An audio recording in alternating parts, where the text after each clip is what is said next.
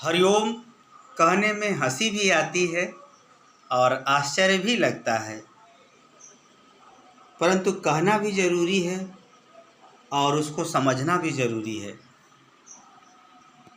कहा जाता है मजाक मजाक में कि बौद्ध धर्म में जब महिलाओं का प्रवेश हुआ तो बौद्ध धर्म का पतन हुआ, अर्थात उसका प्रभाव घट गया।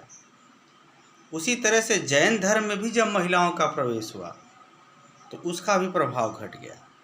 यद्यपि संन्यास लेने की छूट या संन्यास लेने का अधिकार सबको है, फिर भी मजाक में लोग ऐसा कहते हैं। इस मजाक को यदि आज के व्यवहार में भी देखा जाए तो महिलाएं जहाँ जहाँ पुरुषों के साथ कार्य पर लगी हैं वहाँ वहाँ चरित्र की बड़ी भयानक समस्या है। महिलाओं द्वारा ही महिलाओं के विषय में किए गए सर्वे के अनुसार यदि देखा जाए तो आज के समय में लगभग प्राइवेट सेक्टर में 70% महिलाओं का शोषण होता है, शारीरिक शोषण होता है।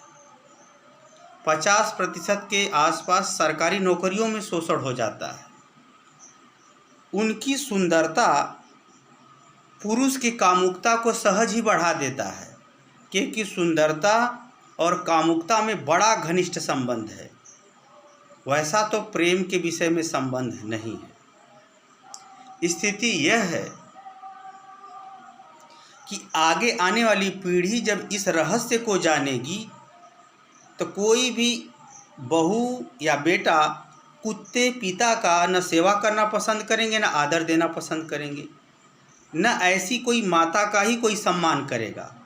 जिसके कारण से जो भारतीय संस्कृति सर्वोत्तम है वहाँ पर भी विदेशी संस्कृति के भांति वृद्धाश्रम खुल जाएंगे या फिर वृद्धाश्रम में ही बिताना पड़ जाएगा अपने बुढ़ापा को।